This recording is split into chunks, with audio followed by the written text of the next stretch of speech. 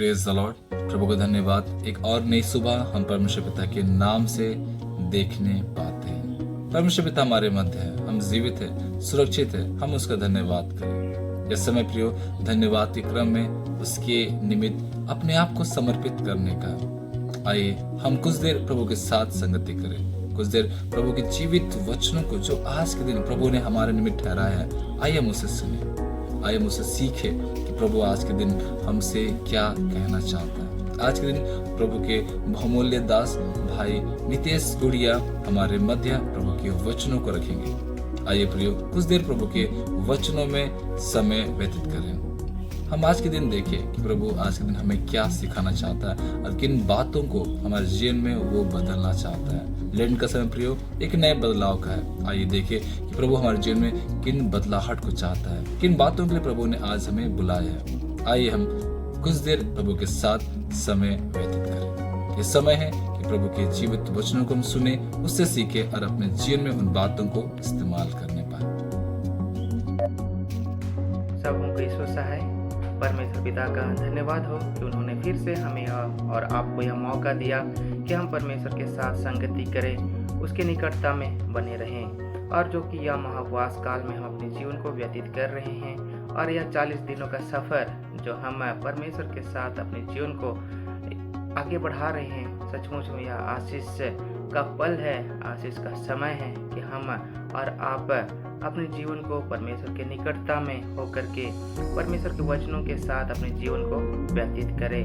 आज के दिन में हम पवित्र शास्त्र से वचन को हम देखते हैं जो हमें मिलता है यूहन्ना रचित सुसमाचार उसका 5वां अध्याय पद संख्या 1 से 10 पद में। यहाँ पर हम एक घटना को, एक आश्चर्य कर्म के बारे में हम और आप सभी कोई जानते हैं कि प्रभु यीशु मसीह के द्वारा से 38 वर्ष के रोगी को चंगा किया जाता है। मसीह में मेरे प्रियो, यह जो घटनाएं यरूशलेम में होती है और इस घटना को हम सभी जानते हैं कि प्रभु यीशु मसीह ने आश्चर्य कर्म के द्वारा से उनके उस 38 साल से बीमारी व्यक्ति को चंगा करता है। सचमुच में यह एक अद्भुत पल होता है उस बीमार इंसान के लिए। लेकिन हम आज के दिन में इन वचनों के द्वारा से कुछ एक बातों को हम सीखेंगे कि प्रभु हमसे और आपसे किन बातों को हमें आज के दिन में बताना चाहता है। हम जब 5वां अध्याय पद संख्या 1 और 2 पद को पढ़ेंगे तो वहाँ पर हमें मालूम होता है कि प्रभु यीशु मसीह यरूशलेम में है और यरूशलेम में एक आश्चर्य कर्म उनके द्वारा किया जाता है। लेकिन वह आश्चर्य कर्म जब प्रभु यीशु मसीह के द्वारा से किया जाता है तो एक पर्व यहूदी लोग मनाते हैं, लेकिन उस पर्व का जिक्र यहाँ पर नहीं किया गया है। लेकिन एक अन्य महत्वपूर्ण बात हम देख पाते हैं कि सबत का दिन में यह आश्चर्य कर्म प्रभु यीशु मसीह करते हैं। और यह जो सबत का दिन यहूदी धर्म अगुओं के लिए विशेष खास होता है, विशेष बल होता है। उन लोगों का मानना है कि इन सबत के दिनों में किसी प्रकार की कार्य, किसी प्रकार के कामकाज ना हो। वे तो मौका ढूंढ रहे थे किस प्रकार से हम प्रभु यीशु मसीह को फंसाएं, किस प्रकार से हम प्रभु यीशु मसीह पर दोष लगाएं। उन्होंने यह मौका देखा कि प्रभु यीशु मसीह ने यह आश्चर्य कर्म सबत के दिन में किया। यह जो घटना यरूशलेम के पास एक भेड़ फाटक के किनारे एक कुंड है और उस कुंड के अगल बगल जितने भी बीमार जन रहते थे, बीमार से किसी भी प्रकार के बीमार से ग्रसित लोग, पीड़ित लोग उस कुंड के अगल बगल इसी आस में अपना जीवन उस जगह पर रहा करते थे कि कब पानी हिले और मैं पहले उतरूं और अपने जीवन में चंगाई को प्राप्त करूं। उसी भीड़ में एक मनुष्य जो 38 साल से बीमार की अवस्था में था, उनकी भी आशा, उनका भी भरोसा था, लेकिन वो अपने जीवन में अपंगता के कारण उससे पहले लोग उतर जाते थे और वे 38 साल से ज्यों का त्यों रहा। लेकिन प्रभु की नज़र उस मनुष्य पर पड़ी और उस मनुष्य से एक सवाल पूछा, क्या तू चंगा होना चाहता है? प्रभु ने उससे सवाल पूछा, क्या तू चंगा होना चाहता है? मसीह में मेरे प्रियो, आज हम भी सांसारिक जीवन में अपने जीवन को व्यतीत कर रहे हैं। प्रभु हमसे और आपसे भी यदि हम विपरीत परिस्थितियों में पड़ते हैं, विकट परिस्थिति में पड़ते हैं या किसी बंधन में जकड़े हुए हैं, प्रभु हमसे और आपसे भी यही कहेगा, क्या तू चंगा होना चाहता है? यदि हमसे और आपसे सवाल रहेगा तो निश्चय हम में से कई एक लोग कहेंगे, हाँ मैं चंगा होना चाहता हूँ।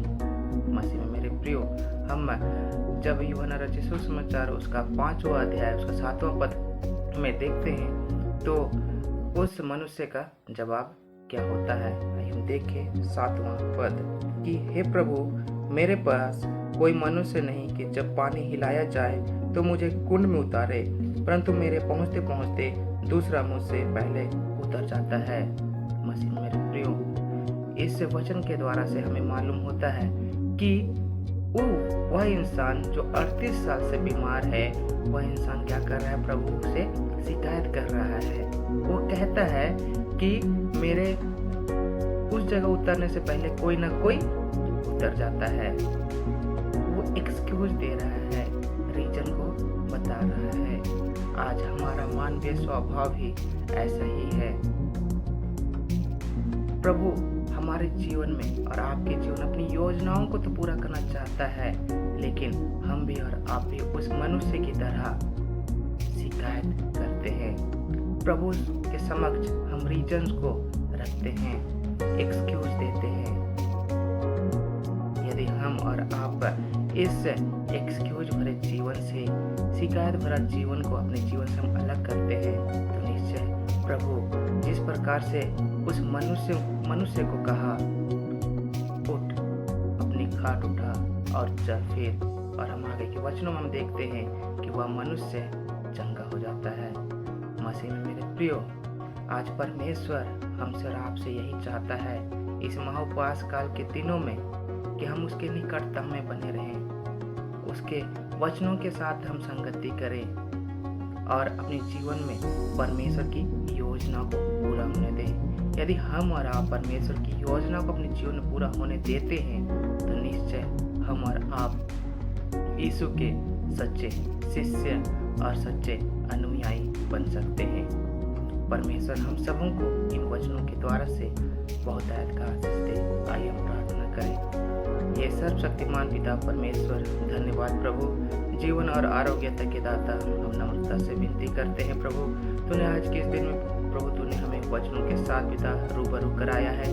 और सचमुच पिता परमेश्वर, यह वचन हम सबों के लिए आशीष में होने पाए कि यह वचन के द्वारा से हम अपनी जिंदगी को नए तरीके से, नए सिरे से आरंभ करने वाले हो सकें हमारे प्रभु यीशु ख्रिस्त के द्वारा। आमीन। हम अनुग्रह वचन एक साथ कहें। हमारे प्रभु यीशु ख्रिस्त का अनुग्रह, यीशु पिता का प्रेम और पवित्र आत्मा की सहभागिता हम सबों के साथ संग सर्वदा रहे। आमीन। सबों को यीशु सहाय।